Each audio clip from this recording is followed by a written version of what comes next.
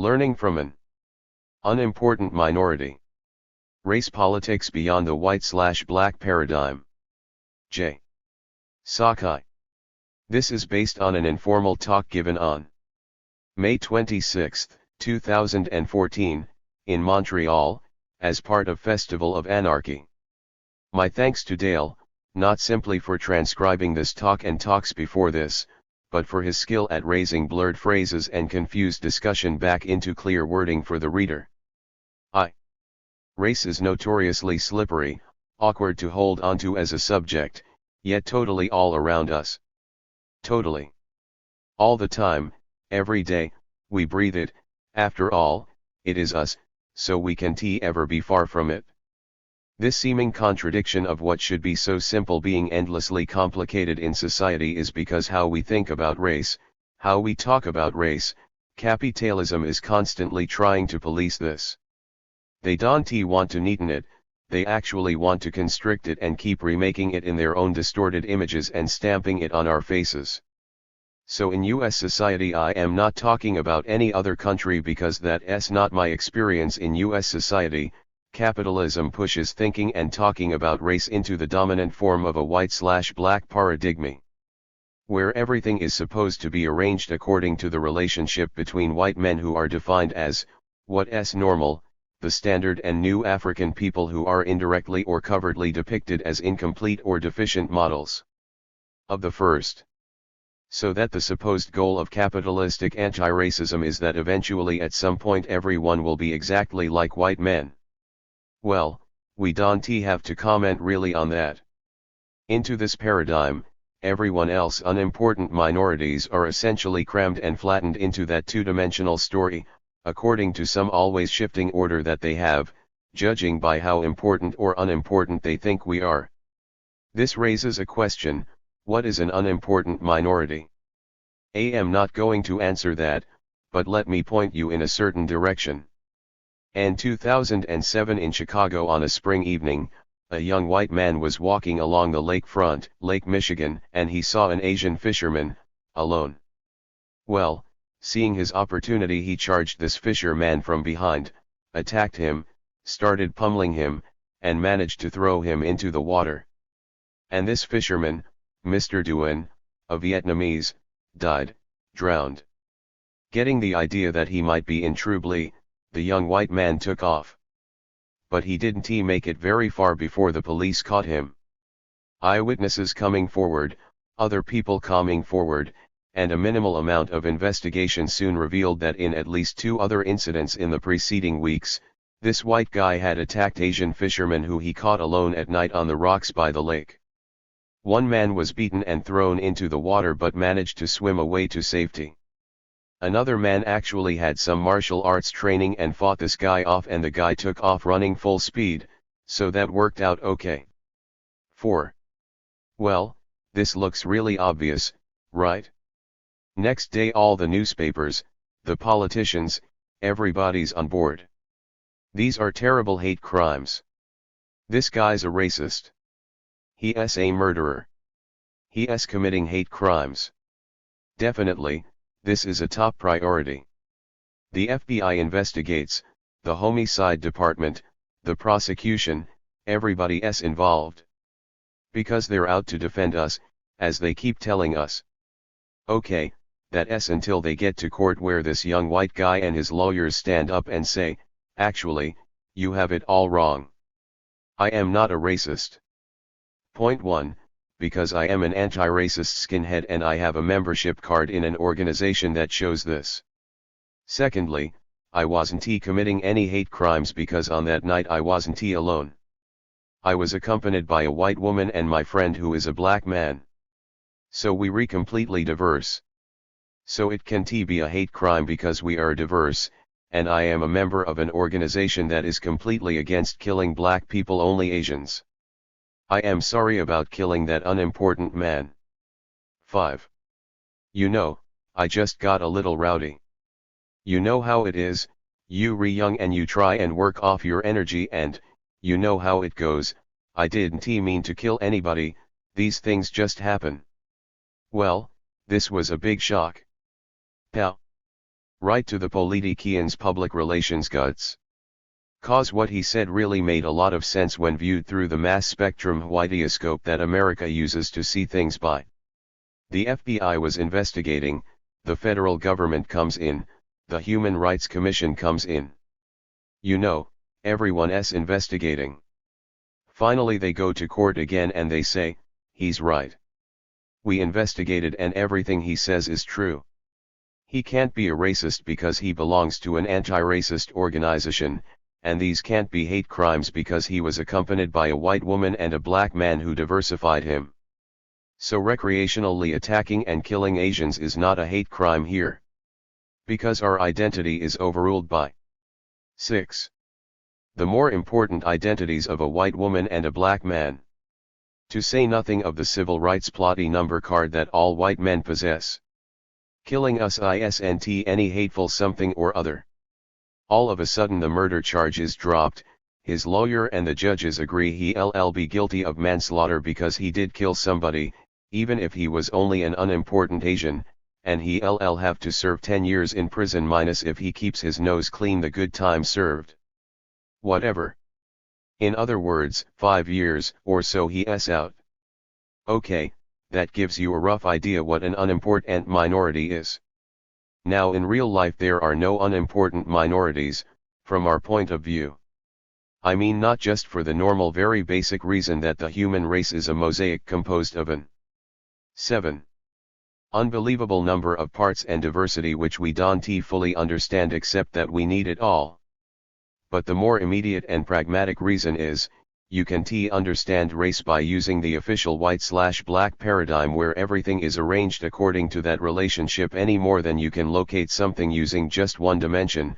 I mean, when surveyors map a terrain, they triangulate, they view mountains, rivers, whatever from different angles of perspective to triangulate the location of these things.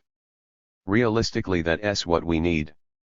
So, in that sense, it isn't just that there are no unimportant PEO please, it's that we need to find all those other angles of experience and perspective. One thing, a little p.s, when I say a white/black paradigm, I don't mean that's the only thing, so to speak, on capitalism's mind. That's not true, obviously, in terms of race. Because any time there's an oppressed population of any density or size in America anyway in or near anything that the European settler 8. population wants to control, it's like a black hole bending waves of gravity, that population becomes temporarily or locally intensely important. This is just obvious. This is something I didn't understand, growing up in Chicago, where race is kind of stark and not complicated at all. But during Wounded Knee 2, I don't know if people know about it. It was the indigenous, the Indian takeover of the Pine Ridge Reservation, the Lakota Sioux Reservation, in 1973, in South Dakota where they were then surrounded by the Army and the FBI and police and they stood them off for 71 days, well, this was a major thing in US history actually and I'd like to say that the movement responded with this tremendous heroic effort. But actually we were too tied up in our own work and messed up half the time to do those kind of things if we didn't have any real advance notice. And we didn't have any advance notice then. 9. So, I was at home thinking, yeah, we were going to have to go to that demonstration, but when is it anyway? We all know there's got to be one to support the struggle of Pine Ridge, you know. We got a call from the support committee. The left support in 1973 in the United States for indigenous struggles was sentimentally there, but very thin on the ground since they were judged a righteous but unimportant minority. In Chicago it's only a small support committee. They call up, they say, we just spoke to the brothers on the reservation. Whatever you do, don't come. We know people want to come. Don't do it. The big problem they have is they don't need more people. They under siege. They having trouble feeding the people they have. So don't come and just add extra people they have to take care of. We said, oh, okay, then we started to ask, well, when's the support demonstration, but they hung up the phone. Turns out they hung up the phone, packed their bags and put them in the trunk of their car, drove right 10 off that night to South Dakota because, unlike what they told us, they wanted to be in the action too, just like we would have. So there we were like, what do? We didn't know. Anyways, so a couple of weeks later, I said, okay, like, that's it, I am supposed to take my summer vacation and I am taking it. So a friend of mine and me, we got in the old car, we're driving to San Francisco. You know, to chill out, go to the Golden Gate Bridge, all that stuff. So we re-driving and real coincidentally, and this was literally out of my mind, not thinking about this, we're driving through, I don't know, South Dakota, or we were near South Dakota anyway. So we stop at a large diner right by the highway, I mean really large, 'cause it's the kind of place where buses stop and unload so everybody can buy overpriced hamburgers. And so we stop and walk in and sit down and we re-looking around and then the guy who's sitting down next to 11 us, he's looking at us, he gets up, picks up his cup of coffee, picks up his plate of food, walks all the way across the dining room and sits on the other side. Whoa, I guess they really hate Japanese here, I can't figure this out. You know, I don't remember us attacking South Dakota in World War II. And sure enough, all the other white people around us, they all looking at each other, they all get up, grab their cokes, their coffees, their plates of food and they all move over to the other side, far away from us. The two of us are just sitting there, like, what is going on, you know? So then the waitress comes and she is clearly freaked out. I mean she is almost running and she gets about 10 feet away from us and she throws a big plastic covered menu on our table and runs away. Turns around and runs away, all the way to the back of the restaurant. I hear her screaming at the manager. He's talking, she's screaming, I hear them, Rarera. And I am saying, what the fuck is this? Haven't these people ever seen a Japanese before? What did we do? 12. The manager comes out and he's kind of stammering, I am sorry, but and he disappears. What the hell is this? Finally my friend says, oh my god. He says, they think you Indian. I said what? And then it hits me, I am wearing denim work clothes, boots, I had a real suntan because I've been out in the sun a lot, and that was when I was younger, so still had hair. Long black hair growing down below my shoulders. Oh my god, they think I am a native warrior come to attack them and they running. Okay, I said, we going to go to another restaurant, I can't take this. This is too surreal, I don't feel insulted, I just feel like it's surreal, white people just having this momentary delusional fantasy and I am accidentally caught in the middle of it. Usually they just do it with themselves and I don't notice. 13. I am going to talk about as an example, the only one I have. What I mean by the different angle I have of experience and vision to understand races using Japanese Americans, because that's what I am and it's hard to do somebody else's, I think. And I have to put in a disclaimer. This is not an Asian American history, I don't know that much about that.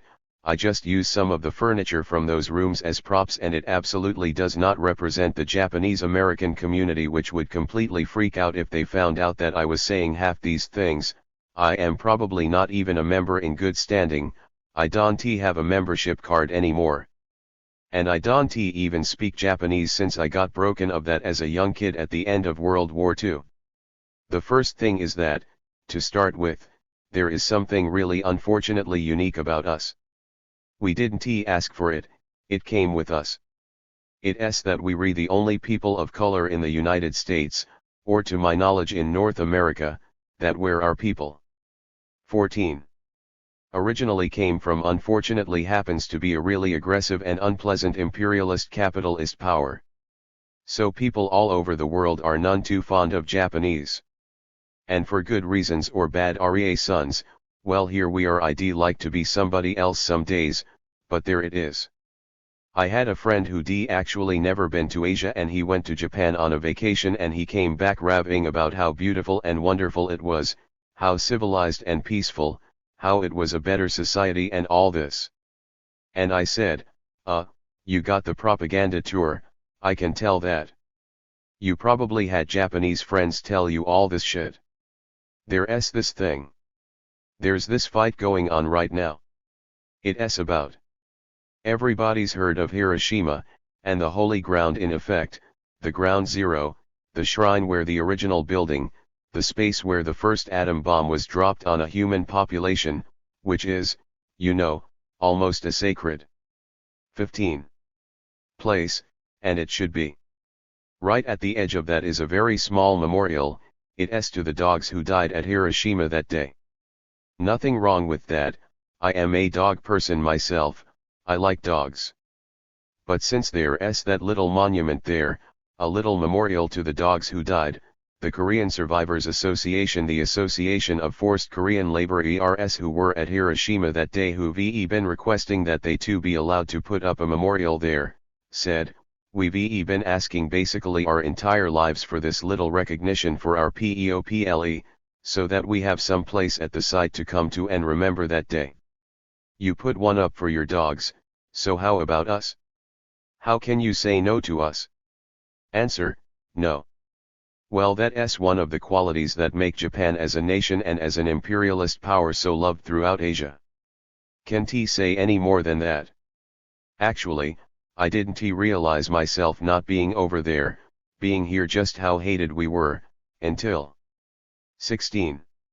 The tsunami a couple years ago with the Fukushima nuclear plant and everything. Yeah, that was an interesting experience. Like the Chinese woman who came up and said, "Oh, is your family okay? Was anybody hurt?" What I've learned is that they have to ask that, because if you say to them, yeah, we were just outside the Fukushima nuclear reactor and now my whole family is glowing in the dark, well then they can TT off on you, you see. So they have to ask that first. So I said, oh no, my family was in Tokyo, not that I know them anymore, and nobody's hurt. They refine. So the woman looks relieved, stands a little straighter, and says, a lot more people were killed at the rape of Nanking. Turns around and walks away. Well, of course that's true. That's just the facts, historical fact. Then there's the Pakistani guy who works at the Muslim laundromat I go to. He's kind of retired now, he's in the States living with his children, but he spent his working life as a seaman, a merchant seaman. 17. Aboard small freighters on the Karachi-Yokohama cargo route. So he spent a lot of time in Japan over the years, and we have a talking friendly acquaintance or whatever. He comes up, is your family okay? Is anybody hurt? And one said, no, everybody's okay, and I am thinking I should back away, I don't know what's going to happen. You Japanese, he says, you only take care of yourselves, isn't that right? And he turns around, he walks away. So I am thinking, this is my lucky day obviously, Good thing I am not going to drive or buy a lottery ticket today, cause that all won't work out, I know that. And some people have heard about the mispeaks of people like Cappy Pondexter. She's the all-star guard on the New York Liberty Women's pro basketball team. She's the one who twittered after the tsunami. What if God was tired of the way they treat their own people in their own country? I don't know guys, he makes no mistakes. Later she added, you just never know. They did Pearl Harbor, so you can't expect anything less. Under 18. Pressure from team and league officials, Pondexter pretended to apologize, writing, I didn't realize that my words could be interpreted in the manner which they were. Yeah, sure. Oh, I have to give you a little capsule, a little bit of history, boring history, and I'll try to do it the American way, we'll wrap it in a little bit of Hollywood movie lore. The way we understand the real world. As a people, the Japanese Americans came over at the beginning of the 20th century. Mostly, in the beginning, we came over in contract labor gangs to help the railroads lay out the tracks. My grandfather came over with such a gang in 1902. Gradually that expanded. Contract labor gangs worked for 19. Large farms doing farm labor. That kind of thing.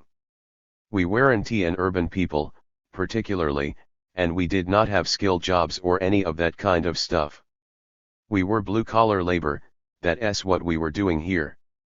This is a very familiar immigrant story. But in 1905 something happened that changed that equation somewhat. Which is that Japan defeated Russia in the War of 1905. Took Manchuria with its mineral and industrial resources, and for the first time one of the major Western powers had been militarily defeated by the newly constructed armies and navies of some other emerging power. Japan announced its entrance into the War of the Great Powers. It became an ally in World War I and reached the rank of being able to take part officially, not unofficially. Unofficially is where they have the war on top of you, officially is where you're supposedly one of the combatants, so officially it got to be of the big boys in World War I. 20. That triggered this shockwave of cultural hatred in the United States. Japanese were treacherous, untrustworthy. They wanted to sneakily absorb the knowledge they had gotten from their friendly European and American, visitors, on how to build battleships and things like that, and use this to conquer white nations. Well, nothing could be worse than this. These are the most treacherous, manipulative, nasty people in the whole world. In 1915, Seishu Hayakawa, the great Japanese actor, starred in a silent movie called The Cheat, which was a big hit. It started a whole trend in Hollywood. In The Cheat, he is a suave, well-dressed Asian gentleman integrating into white upper-class society in America, unlike the crude loud over-drinking white men. He sips tea, he is very soft, he is considerate, he listens to what women have to say, he has this soft manipulative seductive technique. He uses this to get a wealthy white woman into trouble by getting her to overspend on her finances with parties and dresses. 21. To the point where she is facing bankruptcy, which is of course worse than death because then she won't be up there among the rich. So then of course he opens it up, the package. He will financially rescue her, but she has to become his sex slave, of course. She doesn't have any choice, I mean, if she wants to stay in the upper class, that is. She has to go along and yield herself to this seductive manipulative Oriental man. So white audiences could get the vicarious pleasure of the perversity of interracial sex while seeing how really evil these attractive guys are. But of course, at the last minute she can't go through with it in the bedroom. No, I can't do it. Enraged he tries to force her and then she grabs the revolver which is conveniently left there beside the bed and she shoots him. At which point of course the police and the ministers and all the good white men come in and save her, and one of these is a young unmarried white man who falls in love with her and he has lots of money and they live happily ever after. 22. This turned out to be so popular that Hayakawa made approximately 90 of these silent films. But halfway through he got tired of, I get killed at the end in every movie. Okay, I know I can always get the woman, or whatever, but, by the way, he was the quarterback at the University of Chicago football squad. That's, how he originally got seen by Hollywood. He was in this country and also acting on the sidelines. So Hayakawa said, no, I can't take this anymore. He started his own production company. In his movies he still doesn't get the woman, and he is still seductively evil and sly, but he doesn't get shot in the end. That's the big thing. And his career lasted until this Hollywood studio said, well, you've done well on your own, but we are putting together a big package and we want you to be in it. It's a movie and we call it The Sheik. Same plot, but only, you'll be a mysterious, blah, blah, blah. And he said, no, I am just tired of this stuff. I am not going to do it. So they picked this rising actor to replace him, Rudolph Valentino, which was the start of his great career, and 23. The end of Hayakawa's career, not that he went to Europe, got the hell out of there, out of America, he'd had enough, and settled in France. All this time, of course, while all this is going on in people's cultural imaginations, guess what? We're still blue-collar workers. We still laying railroad tracks. You know, we picking vegetables on farms. We just doing what laborers do.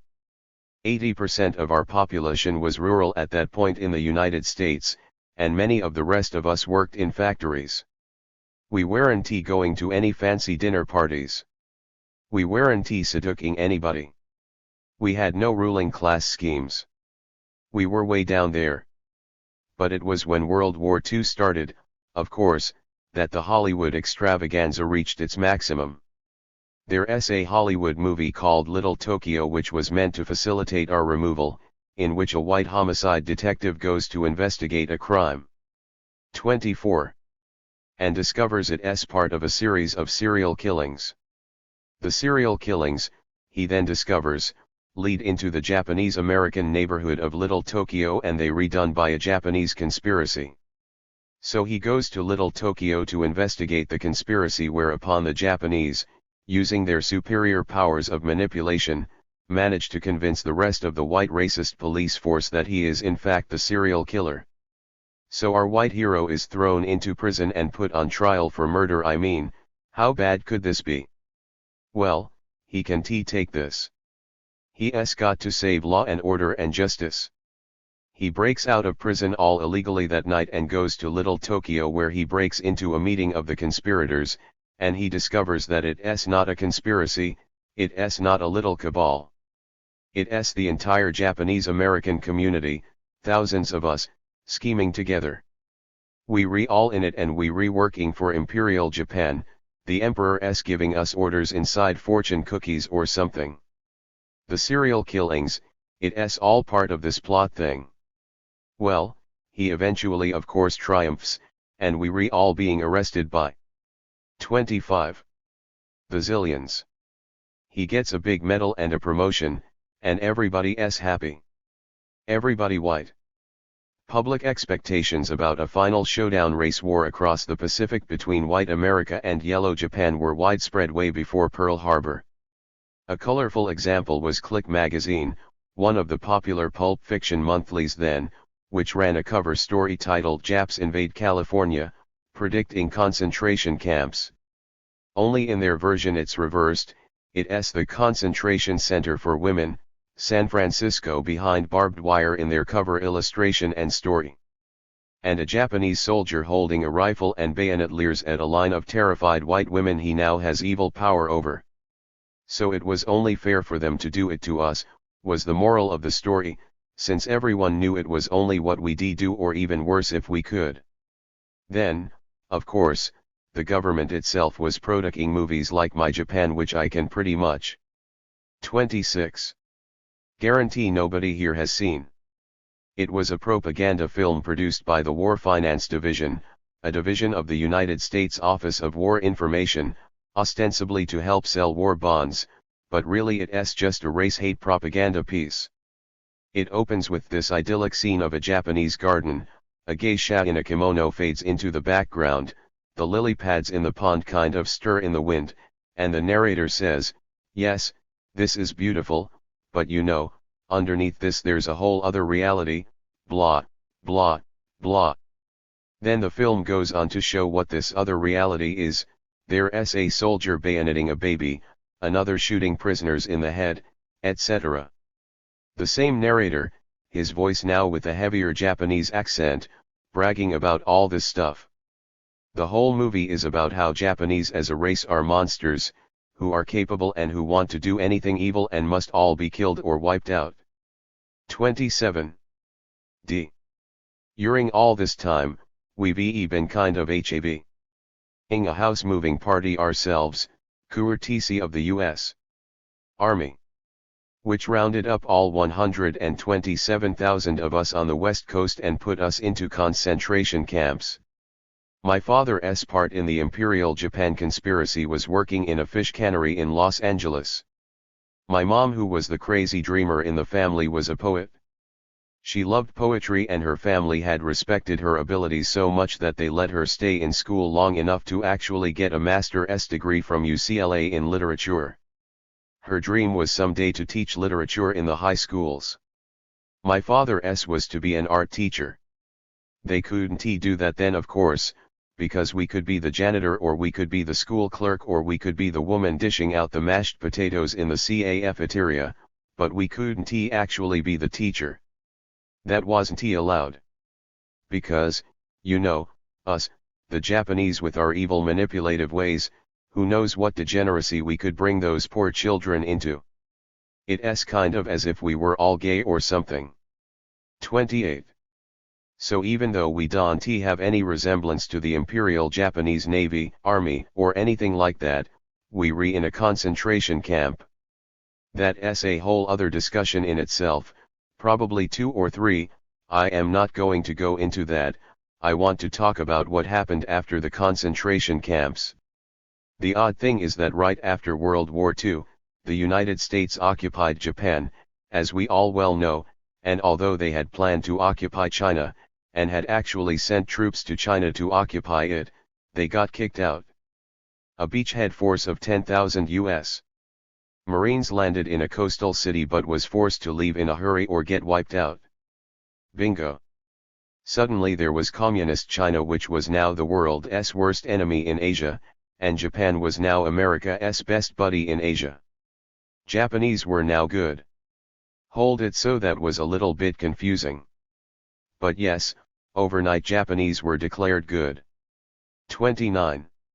So in 1945, suddenly we were told, you should start a new life for yourselves because we love you, and you should get an education, become middle-class professionals, no telling how far you could go in America. Go for it. And this label, we hated it, it was given to us, we were the model minority. Starting after 1945, our whole community convulsively changed. We went for education, went for professional careers, became scattered in middle-class communities in the suburbs, very different. Completely faked me out, for one. I mean, after the war my father and uncles and their friends used to sit on the back porch after work in the summer, telling jokes and laughing and dissing each other, just hanging out. I thought they were really beautiful, all tanned in white t-shirts and khakis or jeans with their cigarette packs rolled up in their shirt sleeves. Wanted to be just like that when I grew up.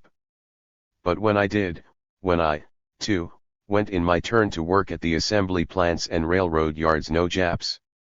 We d. 30. All gone. Like one uncle worked as a TV repairman, but after a night school degree ended up as an engineer in the California aviation industry. And so on like that. There was an auto mechanic here and a cook there, but really us Japs had left blue-collar heaven behind us. Left no forwarding address. A whole Asian working class subculture was wiped out, it seemed overnight to me.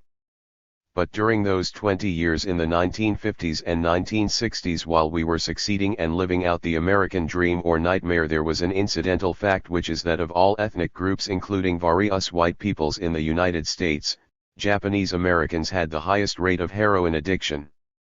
No, not new African people, not white poor workers, not hipsters, Japs. For anybody who was around drug clinics back then, which I was, that's an ordinary fact. Well, hold it, if we were so successful and things are going so well, why are we shooting up? The rate of alcoholism is even more staggering. My 31. Own family was going for the Congressional Medal of Honor there. Why are we shooting up and drinking ourselves to death?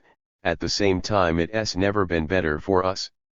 The fact is that while they were uplifting us, they were also destroying us. This is not a proved history. Japanese American organizations are not going to say these things. But that's what I thought when I was a kid. Because what happened is in 5 years we had gone through this convulsive shock. We had been primarily rural farm workers and small farm ERS, then suddenly we were all concentration camp inmates, and then we were supposed to become urban would-be professionals bound for higher education. This was really dizzying. And we were dizzy. To start with, the whole question of the camps is really funny. These camps were not like ordinary concentration camps. One of the reasons is that after about a year and a half, they lost interest in 32. Us. I mean, you know, they put you in a concentration camp, at least they're supposed to be interested in you. But they totally lost interest. We were like someone at the prom abandoned by their date. They stopped guarding the perimeter like this is serious. In our concentration camp, in all of them, there's that area by the barbed wire outer fence that's completely bare down to the ground. There's supposed to be nothing in that, no rocks, no bushes, nothing, no buildings, no pieces of wood, because that's the kill zone. That's the zone that demarcates how far you have to stay away from the barbed wire, the outer fence. You step into that zone, the guards have orders to shoot you. They don't yell at you, they don't talk to you, they shoot you. In fact, in some of my earliest childhood pictures I am dressed in what looks like a little boy's brown US Army uniform. My grandmother who ran the family was so scared that I would run into the zone and get shot that she took one of the precious army wool blankets that we had and cut it up and made a little army uniform for 33. Me. So that the soldiers will see that and they want to shoot you, she told me. But actually, about a year or so later, they didn't care. You could and people did completely open up the barbed wire. You know, people wanted to go out to the well out there and this was inconvenient, so I am just going to basically cut the barbed wire in this section so that we can just duck under and go, and they didn't care. Then they started saying, look, aren't you Japanese bored? Don't you want to go work in the war industry? You can go work in the war industry or work on a farm out here. You can be farm labor ERS. You can go west back to California, but you can go east. Go anywhere east and get a job in the war industry. People were obviously really suspicious, like, oh yeah, first you round us up and put us behind barbed wire, then you say oh, just make a run for it. Yeah, we don't believe that stuff. But finally people started. 34. Trying it and it seemed to work, so camps gradually started emptying out. So, like, what the hell is this? Oddly enough, while there have been many books written on the concentration camps, nobody has looked at this one thing. And by the way, the camps themselves were really odd in terms of who got to go there. You see, most of the Japanese American population, 2 to 1 or something like that, were in Hawaii, where we were 40% of the labor force who worked in the war industries at Pearl Harbor on the base. So when someone OFFICHL said let's take all the Japanese in Hawaii and put them in concentration camps, the Chamber of Commerce, the Honolulu mayor, the military governor of Hawaii, the admiral in charge of the Pacific Fleet, they all said, what? Are you crazy? Like, you know, knock that off. We need these guys. So that didn't work. And if you weren't in the Western Military Defense Zone, i.e. the West Coast, you didn't have to go to any concentration camp. If you were 35. A dangerous, stab in the back, sly, racially untrustworthy Jap in like Milwaukee. My stepmom grew up near Milwaukee, she was never anywhere close to having to go to camp. New York, Washington, D.C., in none of these places did you have to go. So what's so magical about California? Well, the answer is that we were farmers and we weren't like white farmers. They had their culture and we had ours. We had very small farms, average 42 acres, which for US commercial farms is like no farm at all, using intensive hand labor a la Asian agriculture, much more common in Asia than here, and it turned out that doing that we accounted for 48% of all fruits and vegetables produced and sold in California. In other words, we were beginning to dominate, there we go again in our sneaky ways, the fruit and vegetable market in California. The white growers were not happy. When the war started, they saw a wonderful opportunity, which some of them admitted. We get together our politicians like Governor Warren, Earl.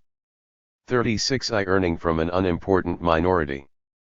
Warren, and our rich people that are ethnically interlocked in with us. A lot of these farmers were ironically Italian American and until very recently were supporters of fascism in Italy, but that doesn't bother people, and we get together with the important friends we have like the Bank of America and push the politicians in California to demand that the Japanese be taken away. Which they did, and it worked very well. They had a big going away kind of house party for us in which we were allowed to sell or give away everything we had. We could take what we could carry. That's all. So if we happened to accidentally have a new car, white people would offer us $50. We had a ranch, a farm, $100, $200. Or nothing. Sometimes, our people just walked off because they were too scared and disgusted with the whole thing. White men would just go to the county clerk, their cousins sometimes, and say, "Oh yeah, so and so, Mo, the Japanese farmer, he sold me his farm for $50. 37. They would just record that in the county records. All legal. So essentially everything we had was taken from us, in particular our land, our place in agriculture. It wasn't just us, of course. There were Japanese Canadians who farmed in places that would now be called Vancouver. Their farms were lost, no compensation for decades, and even then just a token amount. So essentially white settler America and the ruling class in California had gotten what they wanted from us, everything we had. Because we had too much for colored people, we shouldn't have that much. And once they taken it from us, then they didn't care, they were perfectly fine with it if we then left the camps, go east, work in the war industry in Detroit or wherever. Which my father did. He went to Detroit, got a job in an auto plant making military airplanes. That Saturday or Sunday, whenever it was, the Japanese 38 family he was staying with, they said, "Come on, we'll go to the park, the wonderful park in Detroit by the lake." That was the day that the Great Detroit Race Riot broke out. My father is sitting in the park, eating whatever it is, sandwiches or rice balls or whatever. All of a sudden there's thousands of white men and black men running all around him, attacking each other with baseball bats and clubs and knives. And that's it. He went home, packed, got on the Greyhound bus. He didn't know what was going on, but he was leaving that place. Went to Chicago. Got a job at the old Buick engine plant at 26th and California, a location famous just by its street names here, since that was across the road from the main county jail. And that's how our family ended up in Chicago. The thing is that when I say we went through what amounts to explosive decompression culturally, this almost can't be overstated. To go through those kinds of changes, what happens to how you think about life? One of the wonderful features about 39. The official black history given by the capitalists is there are only heroes. There are no villains, there are only heroes. They wonderful people, always, the spokespeople, the representatives of the community, etc. Well, I don't know what that might prepare you for, but in our case we had a totally different situation. Our situation is the bad guys one. And I don't just mean white people, I mean the bad guys one.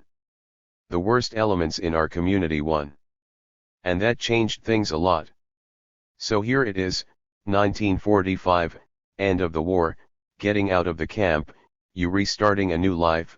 What do, not as individuals, but as a community? Well, one thing we decided, we not going to be political, I mean politics isn't exactly going to do us a lot of good was what people decided. Oh, there's radicalism. My mom had been with the Communist Party, my father was a Social Democrat. The Social Democratic parties had officially passed statements, they 40. Opposed the camps, they were for our civil liberties. Which was nice. You know, we appreciated it, but they actually didn't have any power to do anything and they didn't do anything. They were good at that. The communists, who were essentially 90% of the left at that point from what I can tell, hugely influential, they applauded it. They said, "This is a great idea, take them all to the camps." My mom was a little surprised, you might say. She had joined the communists because they seemed to be the most militant people fighting racism in California. Now, they were literally applauding as we were being taken to concentration camps.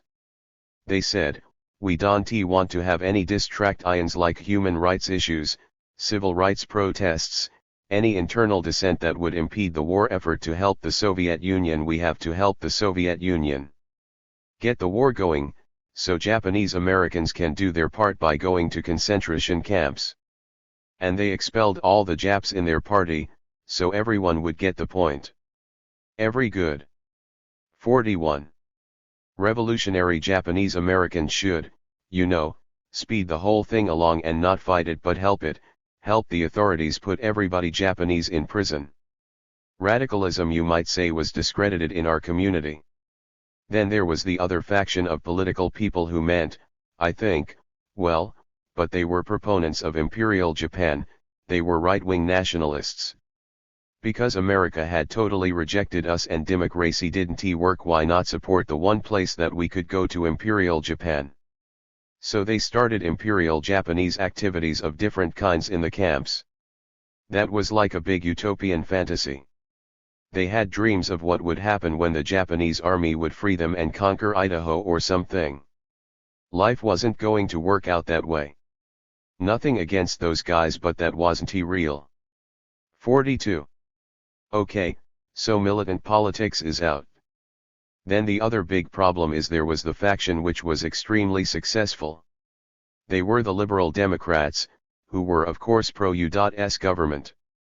Their thing was, this mass imprisonment is wrong, we all know that, but instead of protesting we want to work with the authorities, to show that we re truly patriotic, that's the only way we'll get established, etc., etc.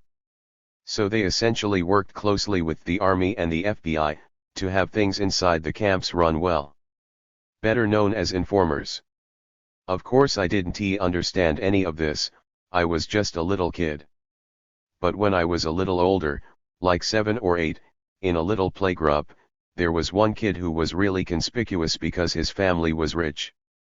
They had a very successful retail business in downtown Chicago which they had gotten bing. Just like that. Nobody could figure it out, right out of the camp they had this business. But the thing is, he's still frankly a Jap kid, he can't play with Nelson Rockefeller's kids. 43. He's gotta play with us. And my father told me, you can't play with him. I said, why can't we play with him? He's a little strange, and he's got all this money, but it's nothing bad.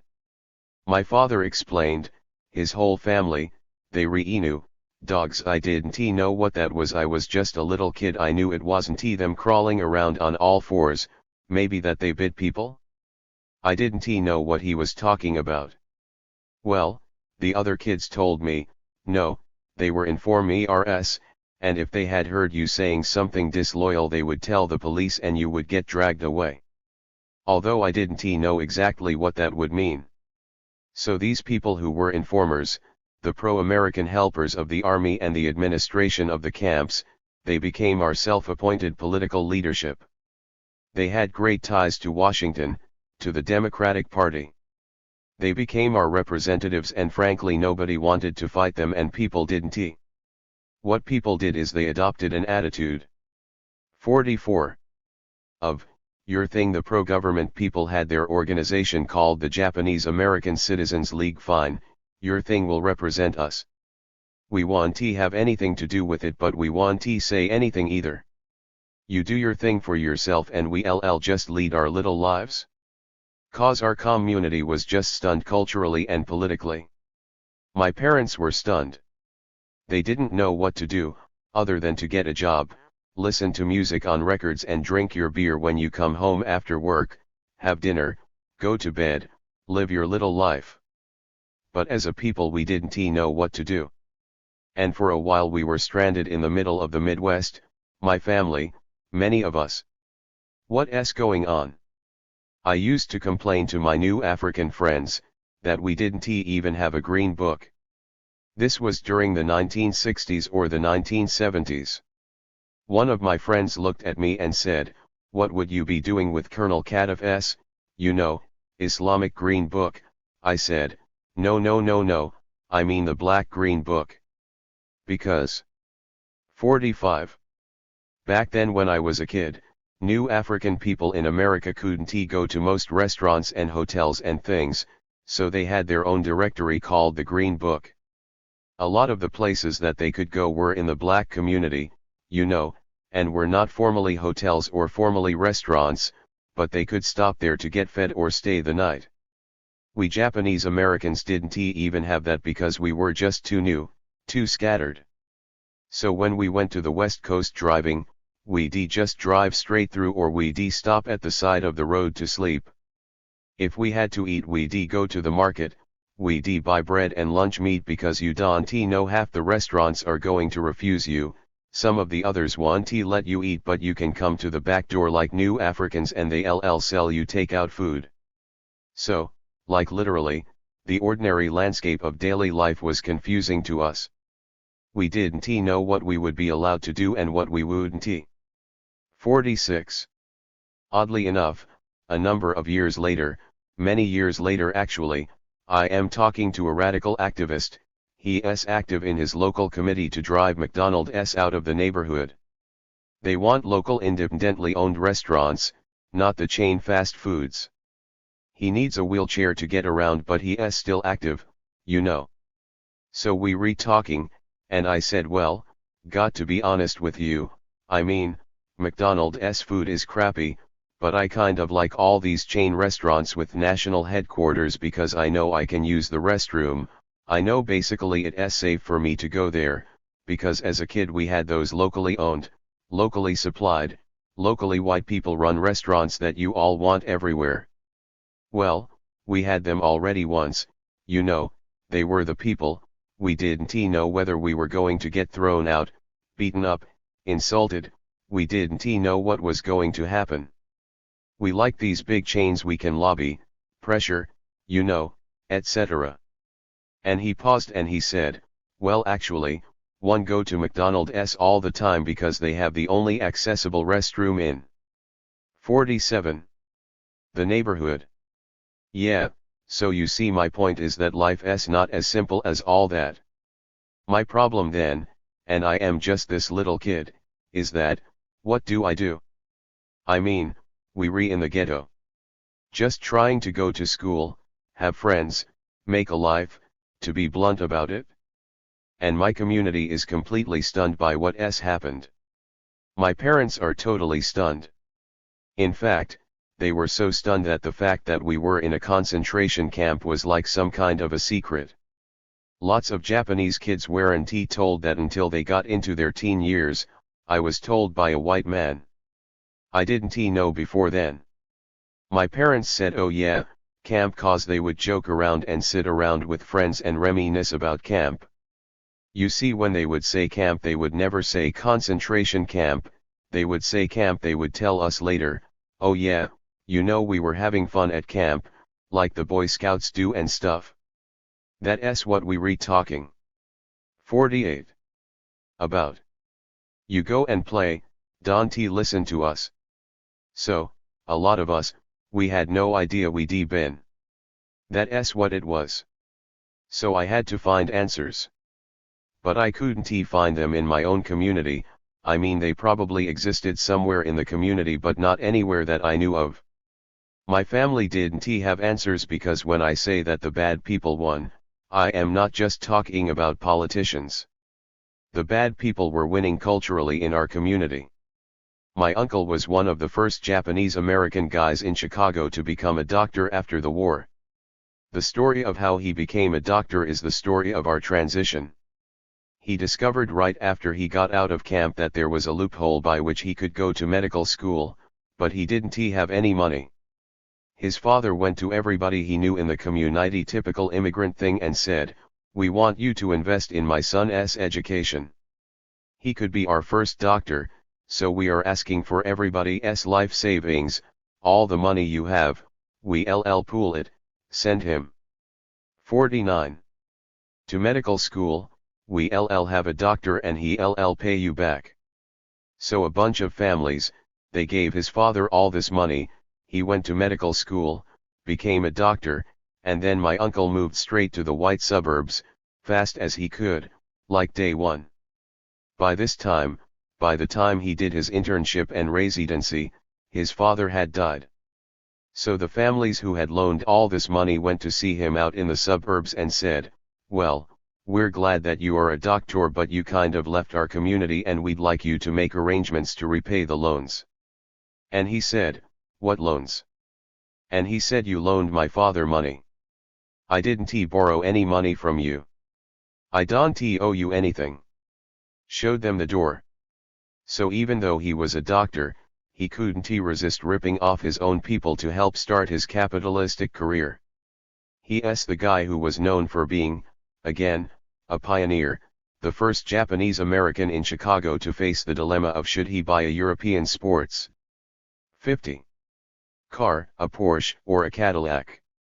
That's what he told everybody in the family. "What should I do?"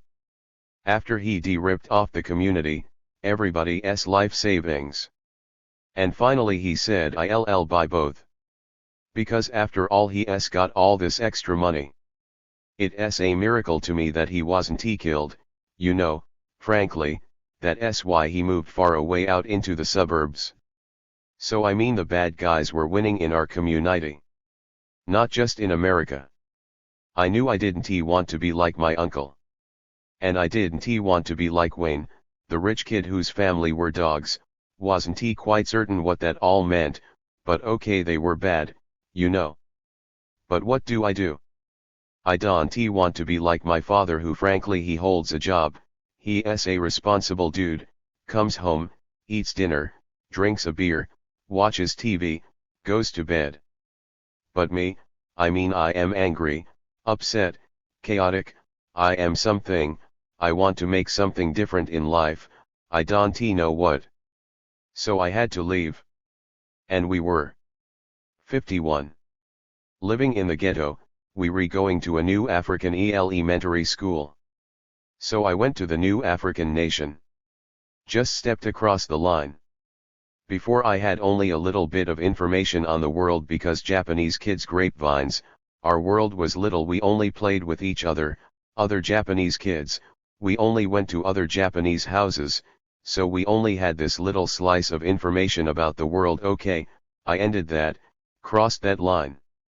Suddenly I am hanging out with a few black kids. They have a much bigger gestalt, a much bigger vision of the world. It's not my vision, but all of a sudden I am learning about how they are navigating the world, what that means to them. One of my friends taught me the rules. There's some kind of something now called the rules, like about dating or something. Well, when I was that confused child back then, when you said the rules, you meant the Mississippi rules. Like, how do you deal 52 with white people? How do you act to not be hurt or killed? And the rules were really simple for a colored kid, like, you don't want to talk to a white person ever if you could avoid it. If you have to do it, only say yes or no, don't explain anything, don't give anybody anything, don't go into a long story, say yes or say no or say nothing. Never look a white man in the face, always look down at your shoes when you talk to him. Never under any circumstances look at a white woman directly. There were all kinds of tactics for how you could be looking at a white woman but appear not to be looking at a white woman, A lot of the Chicago-born kids, they scoffed at this, they called my friends country. Because these rules from Seg Mississippi, they weren't bound by that kind of backward country thinking. But I understood a few years later how Emmett Till got himself into a lot of trouble for allegedly sassying a white woman when he went down south to visit family, and got himself lynched at the age of 14. 53. I learned whitebaiting. I had played Japanese kids league football and baseball, but whitebaiting was actually the first grown-up sport I ever played. The white neighborhood adjoining the ghetto to the south was called by new African people the White Highlands, and that's kind of after the White Highlands that the British settled in Kenya. They weren't white just because white people lived there, they were white because unless it was during daylight and you had a job to be there, you were a domestic maid or you were a city garbage collector, truck guy, or something. New African people were not allowed in the area. So I am 10 years old, me, and my friends, right, they re 9,10, and 11. We get on our bicycles and we ride into the white community. This is actually a lot of fun for us, you know. And people are astounded, like, hold it. What are they doing? We ride right down the middle of the street, waving hi neighbors. How ya doing? And we're smiling at everybody and within 54. 2 blocks of course we had a mob chasing us, dozen ends of white teenagers and men with baseball bats, knives, whatever they have, right? Screaming and cursing at us, their usual curse, their standard curse thing back then, was we ll kill you, you little nigger bastards. And we re laughing like hell because hey, they don't have bicycles, and we re racing like hell. So we ve turned around and the game is of course now that you ve got the white people stirred up, can you make it to the border? If you can you re in a lot of trouble to say the least. But that's the game, make it to the border. We re going down the alleys, we re cutting through people's backyards. So this is a whole different world to me. Japanese just weren't doing this stuff. This is like discovering jazz or something, it totally blew my mind. And I started working with the gangs, working for the gangs. You don't work with the gangs, you work / or the gangs. And gradually, piece by piece, I was building a picture of the world that I could use to grow up in. 55. It isn't true that it was only people of color that I learned from, because I was looking for other people to teach me things that I couldn't find at home too. In high school, secondary school, I ran into or got recruited into a small social clique, basically the intellectuals and outcasts of the school. A lot of them were white kids from left families, their families were socialist or communist. I thought their ideas were completely crackpot. I tell you, I didn't have any politics, but these kids were, they re 14 years old and they retelling you about how Joseph Stalin is the world's greatest expert on frying pan production. And you say, you better sit down, you know, you re in some fantasy life, man, you know. Like they were just loyally maintaining the party line that their parents had told them and all that stuff. But while scoffing at them, to admit it, I was also really kind of, you know, this is during McCarthyism, this is when leftists were losing their jobs, going to prison, being threatened, and here are kids just like me and they retrying to stand up for politics that they know. 56. Everybody hates them for what they believe in, and you had to kind of admire that. When I say different angles of perspective, I mean we obviously assume that it isn't just race in that usual official sense of race. My girlfriend during high school came from a lesbian family, her mom was a working woman and her other parent was a butch, Tom, who was an exotic dancer. They had a very tense family to say the least, being doubly illegal, as sex workers and as lesbians, as a family. They were very accepting of me, though, really supportive, and actually they were the first family I ever felt at home with, which was really strange. My girlfriend would hate it when she had to take a note home because there was some problem and there was a parent-teacher conference called. Didn't know all the details because kinda being accepted in the family in that guest way means that I am at the outer edge of the life but I am not in the life, so. 57. There's lots that I didn't know. but for some reason I gather there was a thing, maybe a cop thing? That working women in the upper end of the trade who were in effect known and registered with the vice squad like Mary worked the hotel bars and downtown lounges, they weren't supposed to wear civilian clothing. They weren't supposed to hide who they were? I dunno. Anyway, when Mary came to school for a parent-teacher conference, she'd come in her working clothes and she'd walk in the front door of the high school and everything would stop. Everybody would stop because she is obviously a prossy, and people would stare, and she would be walking with tremendous dignity, armored in her determination to have self-respect for herself and for her kid. A lot of courage, more than I've ever had in life, I'd say. So as a lost kid I had to go outside, searching, and I did find a lot of other peoples of different kinds to learn from, which I really needed. And when the 60s came, that kind of sharing experience got booted up. 58. On a political level, people would call it internationalism, but a lot of what it really was, particularly for Asians in a lot of places where we banded together. Asian American students at Berkeley and most of the University of California system forced a development of Asian American studies programs.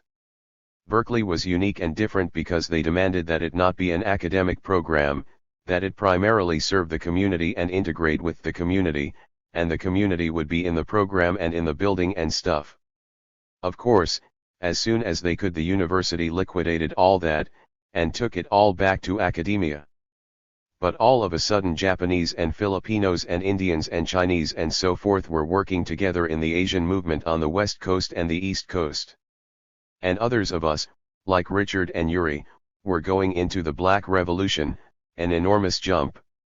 Yuri Kochiyama, if you read the Life magazine issue on the death of Malcolm, you'll see one of the final 59 pictures is Malcolm dead or dying, cradled in the lap of an Asian woman, Yuri Kochiyama, who was one of his friends who was there that night he was assassinated. She moved to Harlem, moved by the Black Revolution, and gradually got active and essentially became a major activist there. Not just the ordinary New African community work but revolutionary nationalist politics, became a registered citizen of the Republic of New Africa, did armed struggle prisoner support and stuff. Richard Aoki, in Berkeley, as people who follow scandals know, became one of the earliest members of the Black Panther Party. He was friends at school with Huey Newton and Bobby Seale, and he was the first captain and then the first field marshal of the Black Panther Party. He left to start the Asian American Political Association, or AAPA, which was the first Asian armed self-defense group against the police. It got repressed out of existence but was, I would say, a noble try anyway. Still proud that I 60. Have the original yellow AAPA button which Richard gave me. He thing is that it's hard to understand not just the road that we took per se, but also the way race has been used in relationship to us, just from an official paradigm. But that doesn't mean there's no connection. I am going to go back to the question of the camps, to close. In 1988, President Reagan signed a bill apologizing to us for being relocated, as they say, i.e. put into camps, and promising an apology and money for each of us who had actually been in the camps and lived long enough to get that. They delayed and they were hoping that like only 50 or 60,000 of us would have survived, but actually 80,000 survived, unpleasant surprise for them. 61. So this was a complete shock to me, and I can tell you to a lot of people. There's an official mythology that the Japanese American left uses and now the pro-government liberals use, that our community fought for reparations till the movement got so big that Washington couldn't resist anymore and they crumbled, and that's how we got reparations. That's a total fantasy world. I mean, does anybody remember the 500 students storming the White House and the televised sit-in for reparations? No. Because it never happened. How about the 50,000 people, the Japanese Americans who marched on Congress demanding reparations? Oh, you can remember that? That didn't happen either. The whole thing is imaginary, more progressive made-up bullshit. There were small committees here and there, sometimes almost solitary activists with petitions, nothing anything like big because almost no one thought anything was ever going to happen, in our lifetime anyway. These were good people fighting the good fight to near total indifference. 62. It was really stunning then that we won the lottery and I sure didn't understand it. I just thought it was another of these weird government things that happen, like surprise income tax refunds or something. I am just glad it was working in our favor this time. But then the trouble began. I got a phone call from a friend, an Asian activist on the East Coast, and she said, did you know they resetting up these commissions that have hearings all over the country where those of us who were in the camps can go and testify as to what happened and what we think and what we want? I said, well, that's good, I've heard that. She said, so I think you should come to the East Coast and testify. That surprised me. I said, hold it. Like, I am not in your group, that party you with, you got lots of people, so why can't you guys do that? Like, what's stopping you from testifying? Heard some more umming and ahhing. Okay, finally it comes out, they made a deal. 63. You know, sometimes you get these moments in life where what you hear, what you learn is so stunning to you it doesn't get processed. This is one of these moments. I am thinking, Japanese-American Marxist-Leninists made a deal? Well, who would make a deal with us? What could that be about? They had literally made a deal. They went to Norman Mineta, Congressman Norman Mineta, who was known as the main sponsor of the reparations bill, although as a loyal vanilla wafer he opposed reparations for 15 years before that. Totally opposed reparations. Not a single one of the Japanese Americans elected to Congress to represent white middle-class people ever supported reparations for us until they got orders to turn about. Although Norman Mineta every year introduced a bill in Congress to make country folk dance the official dance of America. For that he is honored by the country folk dance enthusiasts and associations as kind of their patron saint. Which is good, I am glad he did. 64. Something for someone during all those years he was kissing censored, but he clearly didn't give a damn about us. He is the sponsor of the bill, and they went to him and they made a deal. I am thinking fast but in circles, what is this deal? What could it be? You going to read Stalin to them or something? My friend said, the deal is that we not going to talk about the things they don't want us to talk about. That's unimportant. The important thing is we can talk about socialism and communism. I said, what? What does that mean? I had to wait till I could get someone actually in person so I could browbeat them to tell me what the hell is going on. What's going on is they did make a deal, they made a deal with the government, their people would testify at the commission and they could say anything they wanted about socialism and communism. They could condemn capitalism in general, in the abstract, all they wanted. There's only two things. 65. They agreed not to discuss. I said, what's secret? What could be secret about the camps that you can discuss? The things we couldn't say was, 1. The public hearings are rigged. Turns out you can't testify unless you submit a full text of your testimony in advance, which the committee, the US government bureaucrats, go over and they make sure that it's all what they like. Anything they don't like is stricken. You don't agree with that, you re-out, you can testify. So what my friend was actually wanting me to do is put in a fake testimony and then when it's my turn to come with the mic scream and shout and protest and they drag me out, it will be like one of my old civil rights things. You did that 1,000 times, I mean you know how to do that. So I said, well, okay, the committee's hearings are rigged, all the testimony is censored, the stuff the government doesn't want public isn't there. Okay, what's the stuff the government doesn't want public, then? Well, they said, it's the 66. Reparations for the indigenous slaves. I said, what? We aren't indigenous slaves. What are you talking about? Well, see, it turns out that it's not about us. That's why we got these reparations out of the blue like a big surprise. This is like the Hollywood movies about the Japanese seducer, only we re now the good guys. We re the cover story. And we re being told, we'll give you $20,000 each, lots of publicity, lots of Apollo geese, we'll be so sorry. All you have to do is go along and follow our script. It turns out that the legislation didn't begin with Norman Mineta, who always opposed it. It began in 1979 with a white congressman in Washington state. It was about the indigenous Aleut peoples who were taken at gunpoint from their homes in the Pribilof Islands in the Bering Sea and dumped in the Alaskan winter in old cannery sheds, empty factory buildings with no windows or doors, and basically left to die. 67. During the war, those 800 people suffered losses of about 1/3 of their people. Their lands are to this day, well, the legalities are kind of a little in dispute. It started about them getting compensation. You see, we weren't alone in being rounded up by the army and relocated. Under the exact same presidential order that authorized our removal, the Aleut people on the Pribilof Islands were forcibly removed and imprisoned. News to me, for sure. I was like, wait, hold it, where does this stuff about slaves come from? What was this all about? I was kind of freaked out.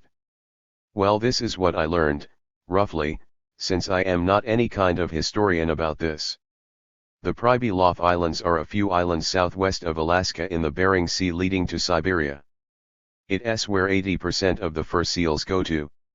When the Russian Tsar, in the middle of the 19th century, when his explorers took those islands, they made some of the Aleut people move from Siberia to be a serf labor force for their fur trade, for which they made a lot of money.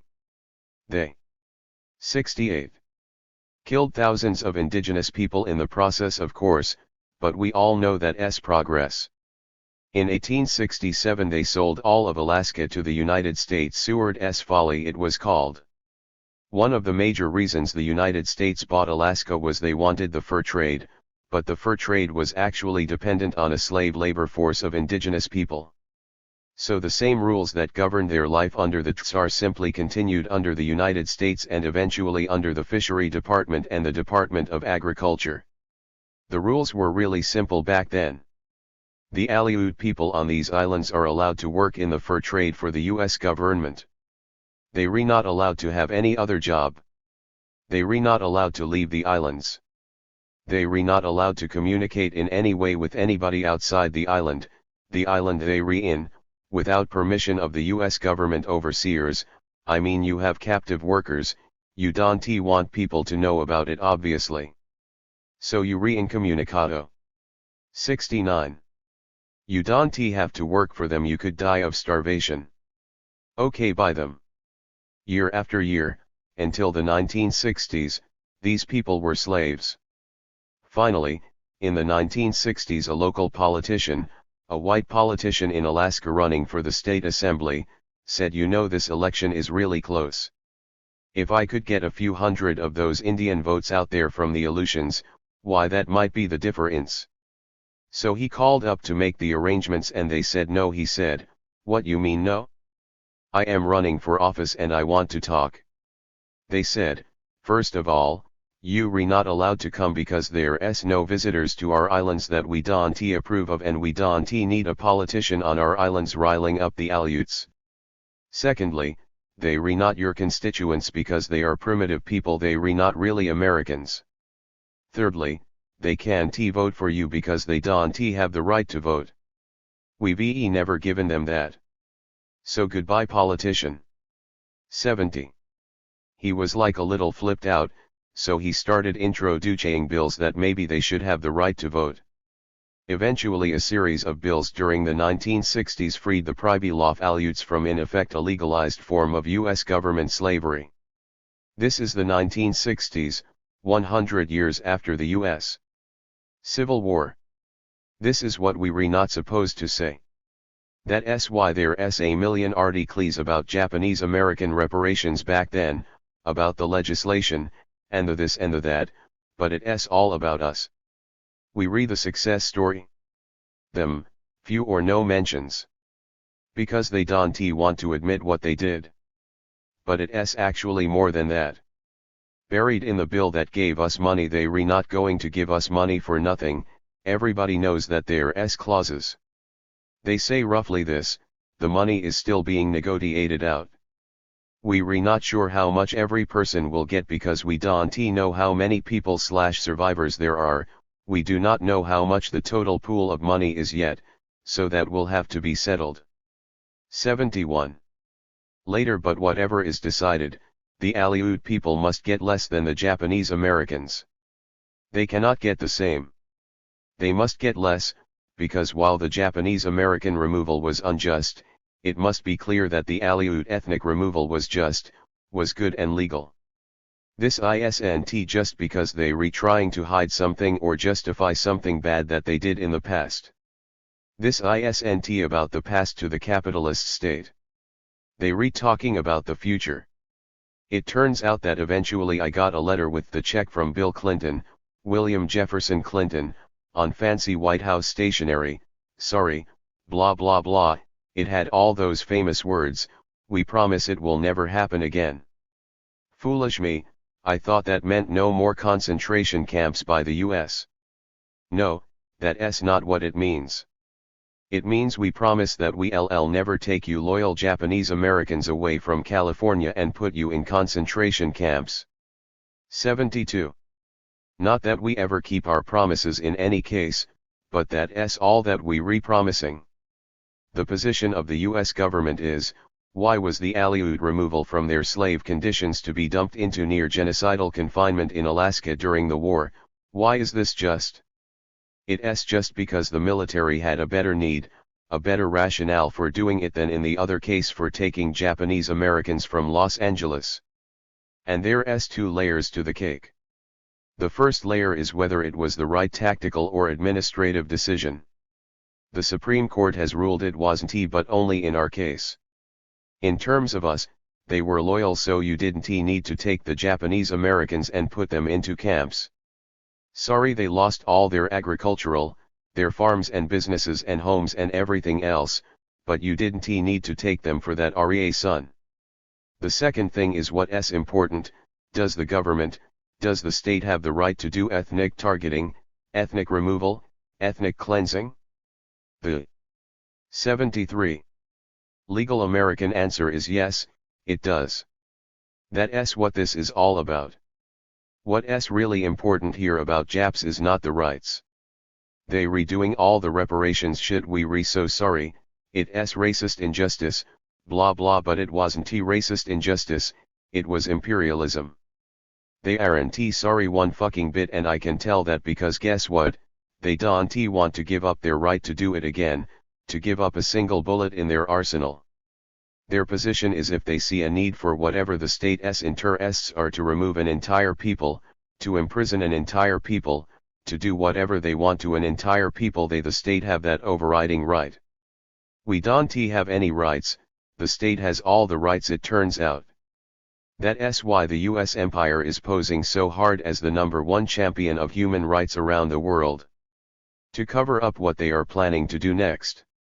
A former law school teaching colleague of President Obama's, federal judge Richard Posner, who was 74.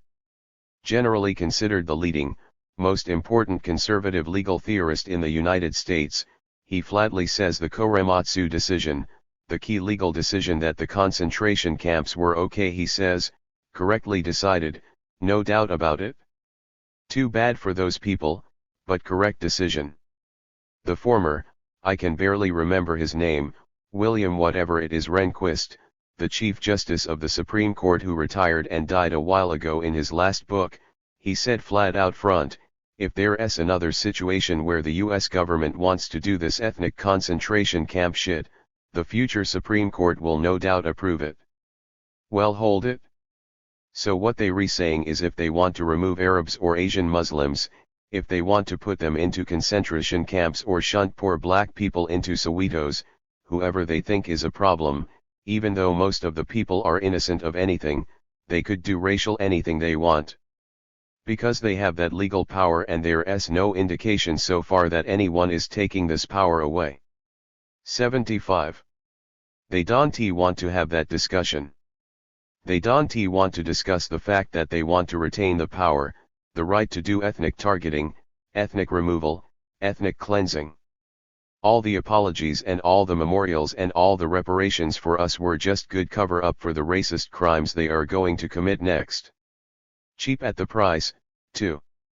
When do we expect that racism will be ended in America? I would say that racism is going to be modernized. Racism will evolve. Racism is going to have a lot more cover. I don't think racism is ever going to be ended in the slightest until capitalism ends and is buried. Thank you for listening. 76. Q. There's two things I wanted to ask. One is, the term unimportant minority, why are you using that term? If can you break that down a little bit? My understanding of it, like you gave the example of the fisherman at the beginning, it seems to me like you're saying that Japanese Americans at a certain point in time are that unimportant minority and US race relations is white/black, and those unimportant minorities either become, you didn't use that term but I'm going to use the term, traitors to what they're supposed to be in terms of the model minority, and join with oppressed peoples. In your context it was poor blacks in Chicago. And be that, and be a traitor to what your community wants you to be. I just want you to break that down, because I didn't understand all of it. What do you mean by an unimportant minority? You said. 77. At the beginning this is very specific to your context, Japanese Americans. But do speculate as to who these other unimportant minorities are, historically or even now. Because it's useful, in terms of some of the other discussions I'm hoping to have with other folks about this. The second point, I'm not sure if it's a question. I couldn't help but think for the entire time that you were giving your presentation about the context in the settler state of what is called Canada. Over the past few years there have been apologies for the Chinese Exclusion Act, for the Komagata Maru, which was a shipload of mainly Punjabis who came over. There was the centenary of that recently, for native residential schools. For example, with the Komagata Maru one there was a statement put out that I'm now regretting signing. I may actually retract my signature, and you know it said stamps and apologies are a small step towards reconciliation, and I'm like, no they're not, and why do you even want to reconcile with this? Different ways. 78. Subtle ways, that different minorities who have been aggrieved are meant to fit in through these apologies which so many members of our communities, whether it is the Punjabi community or the Chinese community, have been fighting for years. Again, I am not sure if that's a question, I am just making the parallel with the settler state. So let us leave it at that, and just see what you have to say. As usual, Jagai, you have asked so much I am not certain how to answer it all. Though I appreciate the fact that your questions are like mini briefings all in themselves, reminding us about things we shouldn't forget. There's a problem. One of the questions you kind of asking me, to cut to the chase, is, how is it, what do I think about, being a crazy outcast who most people in my community think you absolutely shouldn't listen to, or you won't be middle class enough. This is a hard thing to deal with for almost everybody. 79. Because we find ourselves breaking with our families. We definitely find ourselves breaking with our communities over issues. We also need to find those positive roots to grow on. Like, after September 11th, when the cry arose for ethnic screening and police surveillance over all Arabs and Muslims in general, the Japanese American community was the only one outside those targeted to protest, to speak almost universally against the onrush of the so-called anti-terrorist measures. Obviously, because we ourselves had been down that same road. Star Trek SLT. Sulu, the actor George Takei, bitingly asked reporters, after the Oklahoma City bombing, did we go around killing white American males? A deeper question than it might appear on the surface. So what is an unimportant minority? Ever since I started using that phrase, half the people who hear it come up and ask me what it means. Which is interesting. The literal meaning of the two words are not 80. Obscure, but the simple phrase seems confusing, or somehow not in any framework of relevancy to people. Or it isn't what anyone is supposed to say. I use it to play with the culturally enforced capitalist lie that all races are equal and all races are important. This is their slickly polished veneer of neocolonial puffery that keeps our attention obediently off the realities of race.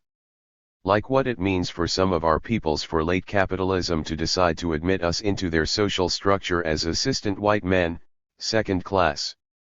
As if you can be an equal by having a role making the meals or repairing the plumbing in someone else's house. And, obviously, to really be an important other to the self-appointed master race of imperialism, you have to be understood as an actual threat to their whole lives. Otherwise, none of us are really any more important to them than Lassie was. Maybe less, let us grow up here. The two things that I am trying to stress is that all of us have to find our own not somebody else's angle. 81. Of experience and vision to let us make our contribution as a people. As individuals, yes, but as peoples also, my people's history even though I am hardly representative of them is a source of a lot of things I understand, and there's always been a lot of teaching going back and forth between different peoples for me. I learned from kids, cause this terrible need for learning started for me when I was a kid, and I taught other kids, too, back and forth. And I came at an odd time, a lucky time. It was the end of the 40s and the early 50s when oddly enough the Japanese were very popular in the new African community. So much of the real world isn't written in the capitalist books. That's one of the nice things about real ity, we always have surprises. The rulers think they know all this shit but they don't. Richard Aoki and I once spent an afternoon, this was way long after his Black Panther phase, though he still would spend nights sometimes sipping some and talking old times. 82. With Huey discussing how certain Japanese cultural traits helped us in other people's communities. The thing that I didn't know as a kid, is that black servicemen, GIs coming back from their military service, they had served in Asia, so they were in Japan.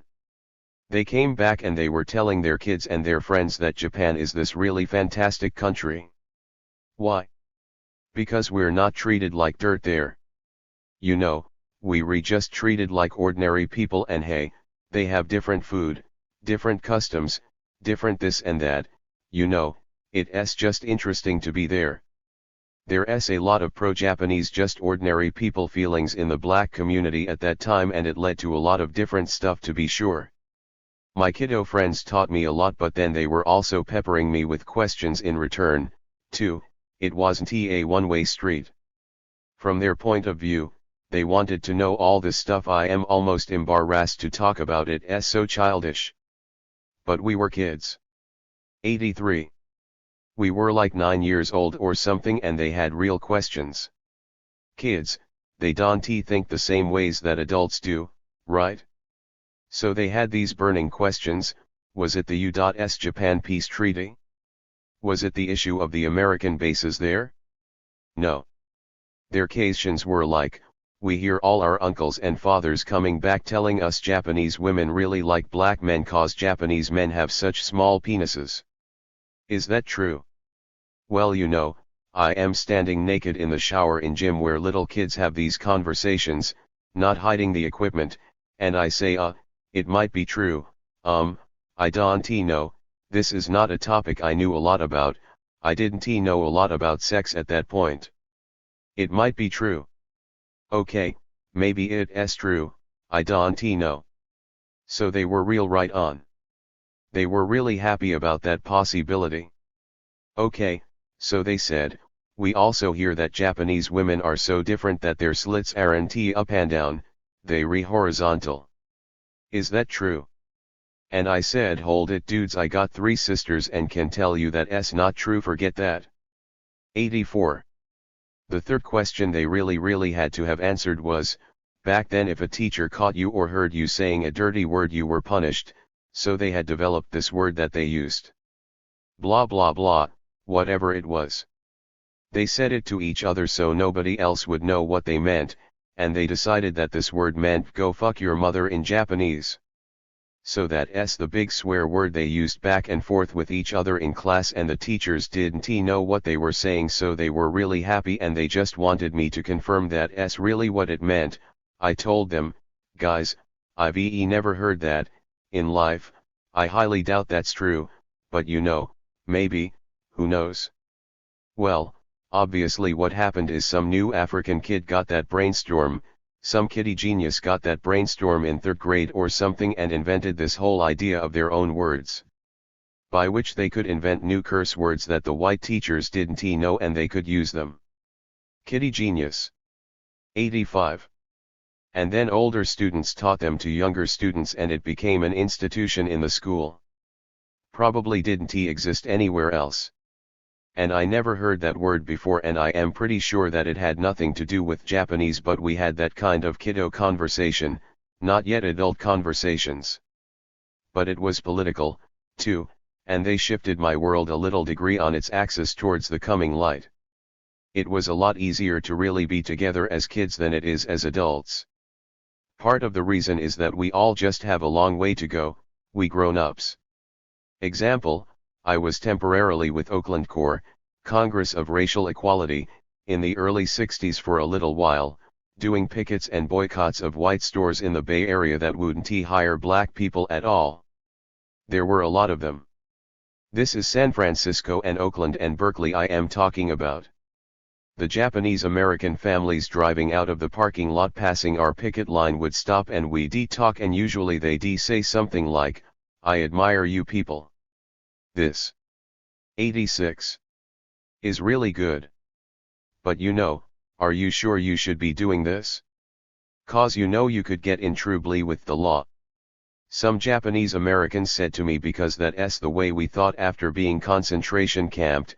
Not now, not necessarily PEOPLE now, they said, "Are you sure this is the right thing for us?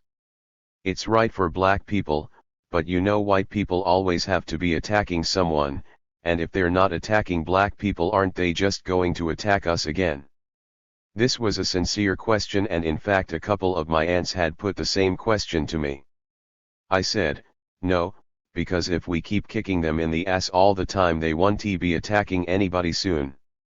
But the other thing is we can't keep thinking that way. But when I tried to talk to comrades, some Asian American revolutionaries, about it, basically it kind of got tossed out of the room, out of the discussion. People were yelling at me, "That's a lie. No Japanese would ever say that." I am thinking, hold it, that's what 87 Marxism has taught you. After you read Mao and all this? I am not arguing it's good or anything, just telling you about a conversation we had with people, about how I think it's important that we have to fight people's confused consciousness about this. And this comrade kept saying, "No, this is a lie. We are totally for, blah blah blah blah, our people are progressive. All this other shit." Well, of course if you pretend that, then you're not going to bother educating people, you're not going to be fighting about real life messy politics or what people actually think. It's just going to have that movement middle class clear plastic veneer over things. Like, there was a Japanese American guy ironically named Tom who was became the big jest cheese in our tiny community in Chicago. He was the first Japanese American there to rise into management in the public school system way back when. He became an assistant principal and then shifted to become head of buildings and facilities. Tom even 88 got the Order of the Rising Sun from the Japanese government, as well as other local honors. He was pretty much 100% unimportantly obscure in real life, of course, in the larger US society. Nowhere as important to the ruling class as their waiter at Ralph Lauren's Polo Lounge in Manhattan, for instance. But for a second he got his local moment of fame, although it has since been whited out of memory like it never happened.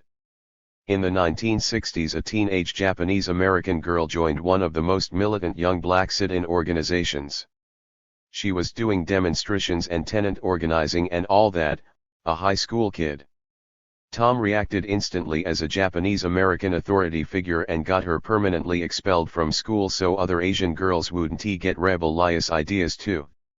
He even went so far as to get a court order barring her from ever setting foot on any public school property anywhere in the city. She didn't deserve education since she was challenging white supremacy.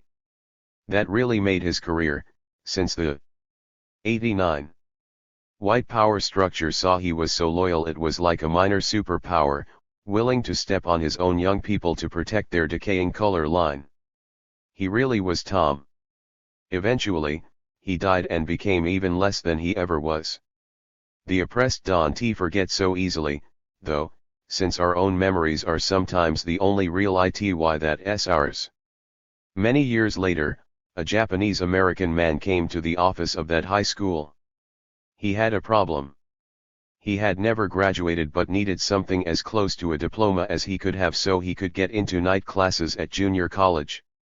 The women clerks at the office dug out his records and looked through them and one said, "You re her brother aren't you? It was your sister who gave up high school wasn't it?" The man said that yes, it was his younger sister. The black woman filled out some official form and stamped it and gave it to him. "This says that you graduated with your class. We've never forgotten what she did, you know." 90. One problem with the reparations discussion in the black community is a lot of the people who raised it using us as a fantasy example. The Japanese people got $20,000 apiece, that's because Japan's so powerful economically that the Japanese corporations forced them to do it. So we should get the African nations to force them. These are actually completely fantasy ways of thinking about politics that don't deal with actual classes and actual capitalism. So everybody has a problem of pandering to the backwardness of their own communities and struggling with that which, as we all know, in reality is not easy. You implicitly asked 30 other questions, I know, but I can answer them right now. 91.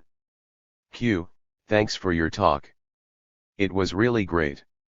I really appreciate at the end how you made the links between capitalism and racism. I'm kind of new to the whole paradigm of looking at things from a people of color perspective, but it's made so much sense to me because as people of color we really face a common enemy. For a long time I felt like, and I still kind of feel, that a common enemy is white people. No offense, white people in the room, but what your talk showed is that the common enemy is also really capitalism, because capitalism in a lot of ways is like the tool and the motivation of white supremacy. But I feel like even in a non-capitalist system, like whatever that would be, white supremacy could still thrive and be successful because of these different ways, different avenues to get together and maintain control and power. And just one other small piece to add to that is just from a numbers perspective. I do some stuff around immigration, and I really feel like a lot of the anti-immigration sentiment or the anti-immigration laws or 92. Whatever is really purely just a numbers game, and that for white supremacy to continue to thrive there really has to be like a white majority numerically. Even in a non-capitalist system I feel that you could still pursue those kinds of things, so I'm just wondering, how do you fight white supremacy in a non-capitalist system, if that makes sense?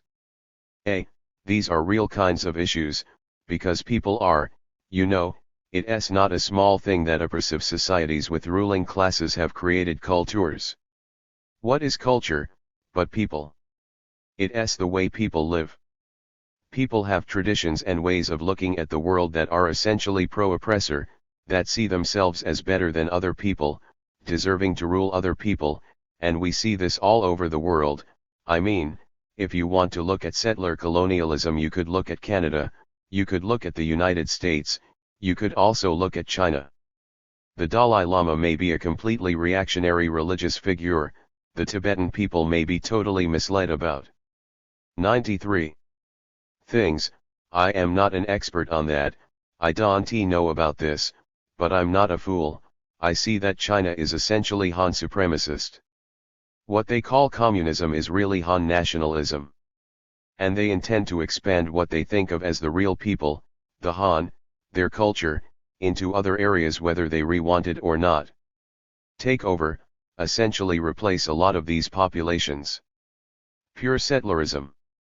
I mean no different than Canada or the United States except that biologically the people look different. But it's still settlerism. So can all of these inherited cultures, these ways of oppressing people, persist after capitalism? Well, we kind of a long way from being after capitalism, so I don't expect anybody to have to use these answers anytime soon, unfortunately, but certainly that's possible and people will have to deal with it. Q. Or even if we create community among each other in sort of a separatist way, and in a non-capitalist fashion. 94. Absolutely, it's a problem. We don't have a good enough culture, to be really kind of blunt about it. I mean culture isn't a marching band, culture isn't a poetry reading, culture is the way we live and the way we solve problems and the way we either help people or don't help people. I mean, what is our real life, what is that like? We have a long way to go. We don't have to be ashamed of it, it's just a fact. A lot of it is the baggage that we've all inherited and carry around on our backs without ever thinking about it. Q. How can we, in a situation where justice is understood in monetary terms, getting a piece of paper saying we're sorry and here's your check, but there is no real change, how can we resist that? How can people in communities being offered that check, resist that, and say no, we want fundamental change? 95. Malcolm X said people talk about that capitalism and that colonialism and that imperialism, but you haven't seen anything till they put that dollarism on you. That's, like, really true. And it isn't just offering us money. We force them to make changes, to give something up. They don't want to make them, if it was up to them we'd all be slaves. Every single one of us, if you left it to them. The only reason we not isn't because they've evolved and they nicer or more modern people, it's because we've forced changes. They can't do things like they used to. I mean capitalism is one world system. There's tons of slavery today as we all well know, diverse places in the system, actual slavery, so they in no way abandoning slavery as a form of oppression. So what is going on in that sense? What it is we forcing them to make changes, to give up leverage here and there. But they try to. 96. Make the concession in a way that perpetuates and strengthens their power. Like okay, we sorry we took your land, we keep the land but we give you some money. They do that with indigenous people all the time, constantly. Because the money will eventually just get recycled back into their system, but the fact that they kept the land, the Black Hills, or wherever that land is, that isn't going to get recycled. They're just going to hold that. It's not a question, in that sense, to me. This is just part of the struggle. It isn't like there's the struggle and then okay the struggle's over and now they offering us money as a settlement. That's not the end of the struggle. The struggle is going way beyond that, and this isn't like rhetorical on my part, but we had experiences, once in a militant community struggle where we had a small but eager working class group. This is the story of a battle I tell a lot when I get a chance because it's the kind of thing that gets covered up, deliberately forgotten. 97. The raw ability and will of the oppressed to remake the world, brushing the rulers aside for a moment even now. We had this meeting with the indigenous comrades in our neighborhood. We had a deal with them where we worked 50-50, but not the usual left movement way of 50-50. Our 50-50 is we picked the project that we wanted to do, they'd support us and we called all the shots. Then they'd pick the project they wanted to do and they called all the shots. So we had a meeting, and they explained their project. Problem is, our people, a lot of them are homeless, they really poor. We meet with the city, we go to the Indian Cultural Center, the city representatives come and they say well, we re going to improve WEL fair, we LL have a social work counselor, you know, blah blah blah, but actually, you know, in real life there's still going to be a lot of indigenous people homeless and we all know that. That's just reality. 98. So the indigenous group said, what we propose is there's an empty apartment building. We propose to take it. You can help us. We retaking rifles, shotguns, pistols. We retaking the building. It's waiting for the developers. It's got like 40 something units. It's right on Broadway Avenue, main business street on the north side. We LL take the building. You LL help us. That's 50 to 50. And then when the police come, we LL shoot them. This is their story really, completely, not ours. I'm going to focus just on two things that they did that proved important, that we can learn from. We followed them, I can't say that we weren't scared shitless, since we really were. They did it. Empty building, it had padlocks on the doors they broke through, flooded the building with people, their people. So they had about 75 warriors, with guns, and other people, just ordinary people, lit candles, lit up the building, had sleeping bags, moved in. Of 99. Course the building was 20 degrees or something, in the middle of the cold weather. So sure enough the police noticed there's people in the building, they come. Okay, you gotta get out of here or we re going to arrest you all. So Mike the main guy said, well actually this is the deal, we re not leaving, so you re going to have to give us everything we need to live in this building. The police said, no, you don't understand, we re going to come here with a SWAT team and we re going to arrest you and those of you who resist will be killed. We were a little unhappy, but anyways, Mike said, no, this is our thing, we LL have a compromise. There's no heat. You get a mechanic in and a fuel oil delivery and turn the furnace on and then you bring food for us and if you don't do it by 5 a.m., we re going to start shooting out this window at every white person we see and basically at not the people, but the cars. All the white commuters going downtown, we re going. 100. To be shooting at them starting at 5 o'clock. By the way, they didn't tell us this part when we agreed to this action, they neglected that small part. So the cops said you crazy Indians, blah, blah, blah. You can't get away with this. The usual things that cops say. And then Mike replied, no, your mayor is running for re-election, so either you do what we say or we going to have a big gun battle here, lots of people are going to get killed, not just Indians, white people, and you know, is that what the mayor wants? You call up your boss and ask him if that's what he wants or does he want to give us what we want. Smile. Cop stormed out. Sure enough, an hour later, white guy in a truck pulls up in the alley. He's the furnace mechanic. They woke him up. He's fixing the furnace, the oil comes, there's food deliveries. So this is interesting. This tactical approach isn't a universal panacea, a lot of places, a lot of cities, you do that and you re going to get killed. 101. I mean you won't actually succeed, tactically. Maybe there will be a great symbolic victory, but you won't succeed militarily anyway. But the way they timed it, organized it, the particularities, playing off the mainstream politics in Chicago at the time, they had a whole lot of leverage that nobody realized, and they could use that leverage really well. Took smarts and courage both. Also it made a difference being crazy Indians, since the pigs really understood that Mike and the young guys with guns meant every bit of what they said. So what did the police do? And the city? They just waited the armed occupation out. Played nice, did nothing overt. Week after week, month after month, we all held the building. They said okay, fine, we LL negotiate.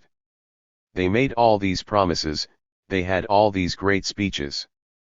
but basically they were just waiting the militants out because, to be honest, we re too messed up. It's really hard. Nothing's happening day after day, week after week. Nobody risked their 102 lives to get bored day after day. People start drinking. There start to be fights. Mike, the leader, gets stabbed trying to break up a fight. Then Mike asks people to leave because the hostilities are growing so great that some indigenous families have to move out because they are feuding with other families. And incidentally, there were people talking about fighting the other people, so you'd best move out too. Because, Mike says, I don't want you to suffer because of my people's problems. So eventually it all falls apart and the takeover gets abandoned, but from the inside, because people aren't together enough to hold everything in hand to accomplish these things. There's not an easy answer. We re talking about justice and injustice and beyond. We're talking about power for oppressed people. We're talking about getting rid of capitalism, pushing it out of people's lives as best we can. So we have to be able to shape 103 struggle so they have a better arc in that sense, and we have to be able to actually have power. Not power in an authoritarian structured sense, but in a people sense, where ordinary people have power. Because they feed on each other, powerlessness creates cultures where people fuck up all the time, frankly. I wanted to go back to the question about the term unimportant minority. Why are they unimportant? Are we referring to Asians, East Asians, non-black people of color in general? Are we unimportant because there are numerically fewer of us in the States, or is it because the history of our struggle has been repressed and erased? Or is it because we are model minorities being absorbed into the white structure? And further to that, I've heard a fair amount on the internet about this absorption of at least East Asians, or at least Chinese and Japanese Americans and Canadians. 104. Into whiteness. So we might become white in the near future and cease to have a politic in common with people of color as a critical solidarity construct, and I was wondering if you had any thoughts on that. Well, I use the term unimportant minority ironically, and I use it deliberately because that's what capitalism thinks, so I want to put it on the table. To really not avoid and really see and think about it. Isn't it interesting how we keep coming back to this, to these harmless looking words? I mean, they have a white/black paradigm because to them that's what's important, and they don't feel particularly threatened by most of us. Just like it used to be that if you were Mexican you were completely unimportant to them. Hold it. You're not unimportant anymore. Things are changing. It's not a static thing. 105. It's the way they've constructed things, and in that sense it's nice to know what they think and how they are trying to condition us to think. But it's much more important to figure out what we think, what we want to do. And absolutely I believe that people of color who you don't have to struggle against racism and white supremacy and settler capitalism if you don't want to. You can always not fight, right? And lots of people choose not to. We have to actually struggle with people to reach that point where they see that they have to put that down and move ahead and join other people and learn from other people and teach other people what we can contribute to. And it can't be a discussion on capitalism's terms, on their ground, how they define us. Because that's actually what the battle is about, whether we going to be what they define us as, or whether we going to determine who we as peoples are. 106. It isn't just that capitalism is propagandizing us to death, and we so slow that we don't catch on. People of color almost have to be sharp here, in this land that's both ours but really not ours, to always think of being in some kind of danger and survival silently being there as a question. These angles of attack by capitalism catch us at our weak point, where we want to feel important, frankly, more important than other people, and we think deserve to get more, though it's uncouth to say that out loud in public. We, too, go along with some phony race speak echoing through society's loudspeakers, because it covers our act up and actually everyone's act up. That's our complicity.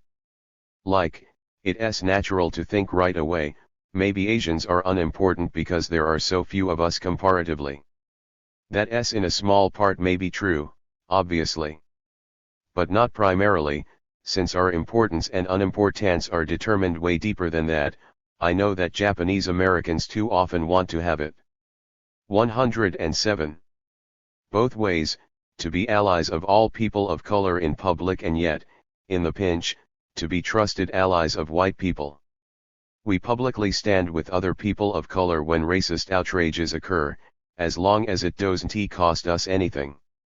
But when white people need us to join their united front on issues like the whole right-wing thing of testimania, of SAT scores and other abstract white-invented scores being the only fair way to judge who gets into good schools and who doesn't, then we're on their side.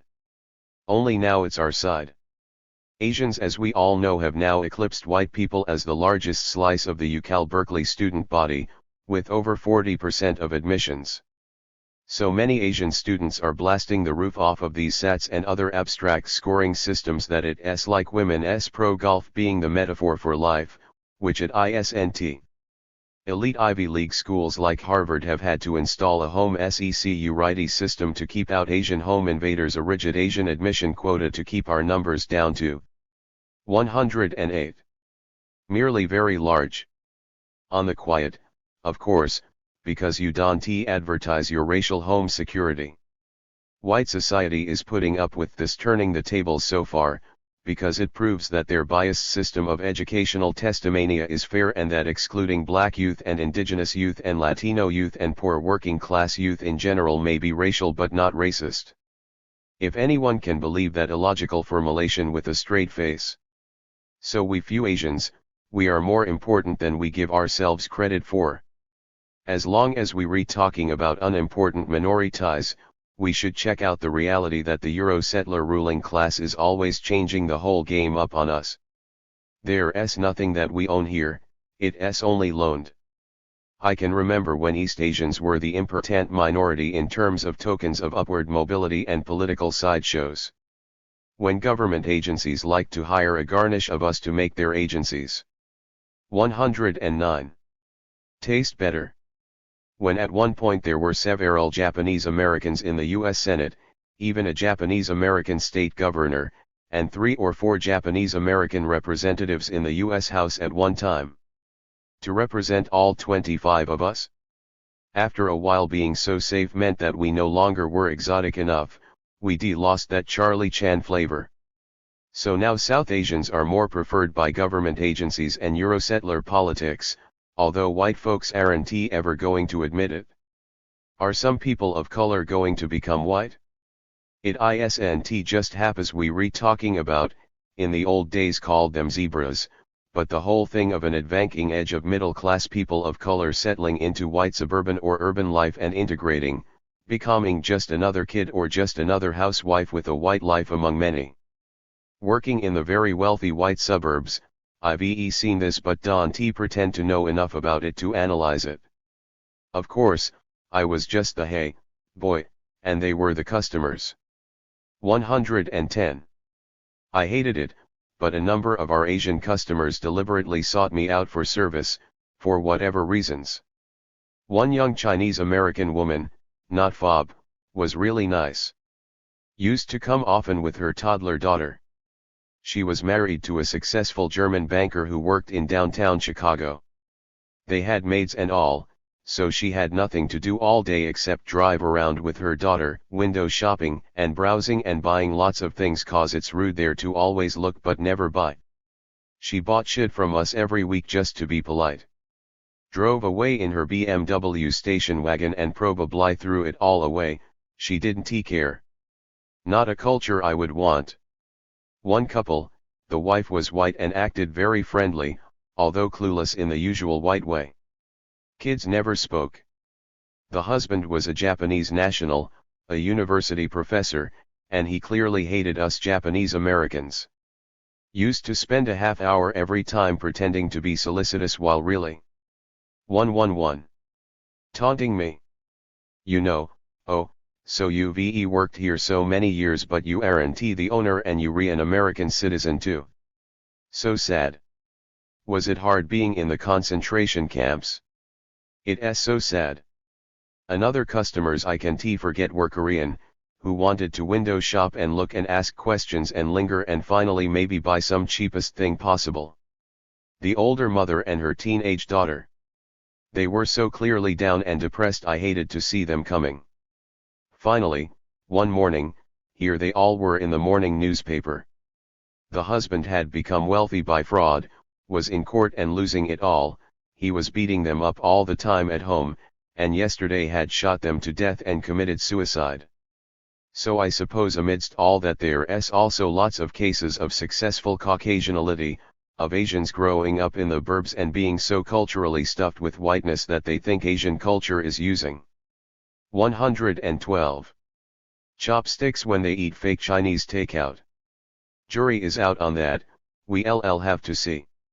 In some ways to me it's like them sending the man to the moon, it changed everything but you can't find anything it changed. Remember, they always want to box us in. To misthink that we can only choose either to go back to our traditional ways, which we can't unless someone at Samsung invents a time machine, or give in and adopt modern white culture and roles. Actually, we don't have to do either, and shouldn't. We can take the best from what we brought with us. We can improvise and create new culture and they can stuff their roles. We have the power of the people. I had a question not about something you said tonight but about something that you said in an 1-3 interview. You said that what was happening in America right now is that America is being desetarized. I was just wondering if you could expand on that. If I look at Arizona or New Mexico or some context like that, it seems pretty clear to me. But I'm wondering how you feel that relates to your context in Chicago. I feel like that may be more similar to the context here, where migrants aren't indigenous to the land. What's your view of the connection between desetarization and decolonization? Okay, it's complicated. And it's complicated for two reasons. First of all, we're talking about historical time, historical processes, not talking about the next election in 5 years or something like that. Settler colonialism is a specific form of colonialism which we see a lot of here, but there are lots of areas in the world where they don't see it, right? Settler colonialism is where the colonizing nation imports an entire population to be its arms and legs and soldiers. 114. And whatnot. Around the world, the original settler colonialism in countries like Algeria, Kenya, and so forth, essentially has largely disappeared. There were 1 million French Algerians in Algeria, and Algeria was a province of France, not a colony, a province. The teaching of Arabic was illegal because French was the only legal language of France. When finally, in order to end the guerrilla war and get access to the Saharan oil, General de Gaulle had to agree to let the Algerians rule Algeria, 1 million French settlers left. They felt totally betrayed. They are the basis, in fact, of the French right in the south of France. So it isn't like suddenly they found the light and therefore world revolution or something. To some extent this is starting to happen in North America, at least in the United States. It's not happening rapidly, but in historical terms it's rapid. I mean, the guys I used to work with before getting laid off and the company closing, all the other guys were Mexican, a Mexican crew, I mean native Mexican, not 115. Mexican American. They had a completely different drift on politics than I did, totally. They understood what I was talking about, though. Their grandfather, who was the first one from their Coionia who got a job in our company, he loves Che Guevara. He's for revolution, he's into the 60s stuff. The younger guys respect him personally, but they think he's politically out of it. They for whatever is, they pragmatic and all that stuff, but when you get beneath that keeps changing because that's like a surface layer. You get beneath that, what do they think of America? Well, they don't actually think America exists. I mean, I am serious. It took me a long time to figure out that's how they were talking. They think this is one country, starting from about Guatemala and going up to the Canadian border. They think that S one country. Temporarily divided, from their point of view. These are manual laborers who didn't go to any university. 116. Their point of view is, it's only one country, that's why America has all these problems. America's denying that they actually just one country with us down in Mexico. Because why? Well, we do all the work. How can they do without us? They say, look at the suburbs, the small business was in the suburbs, there's no white people working, there's no Asians working. Sorry, but it's true. The cooks at the pizza place, the cooks at the Thai restaurant, garbage collection, the domestics, construction laborers, even most delivery drivers, most of everything is Mexican, all the workers it feels like. They say, America really needs us. We don't quite understand this, their psychology, but you know those Americans, they don't like to work. We will work and much of this country was ours anyway, so actually it's just one country. And they're not talking racially. One of the guys, his best friend married a Polish woman, immigrated from Poland. He said, that's great, Mexicans and Poles, wonderful. Everyone should just get together. 117. It isn't a racial thing to them. America as Americans look at it is dysfunctional to them because it's based on a white society where most people don't work in their terms. Work doesn't mean selling bonds or something, but laboring, meaning growing crops, bussing the dishes, or whatever. This is a whole different thing to them. So saying, they think essentially most of Mexico will move north and occupy much of what's presently the United States. Other people will come from all over the world, they see that happening, like the Poles are coming over. Fine with them. And, when Americans give up their silly idea that they have this country called the United States, then we'll all live happily ever after. These are guys from some peasant village in central Mexico. They don't come from the left. So, it's starting, but it's starting I think in part underground, like all great movements start underground, where people. 118. Don't see it, and I think it's developing in ways that we aren't going to anticipate, which often happens with things that masses of people just do. But I think desetterizing has to happen because the whole idea that because in 1776 or something white people set up British colonies on the edge of this continent so America should be culturally and politically white is absurd as an idea. The ruling class, I understand why they refer that idea, but I don't think that's what's going to happen in the long run, and I don't mean 1,000 years either, I think it's going to be a lot sooner than that. End of discussion. This is only a partial picture of the Q&A, since some of the questions and answers were too blurry on the recording to be transcribed.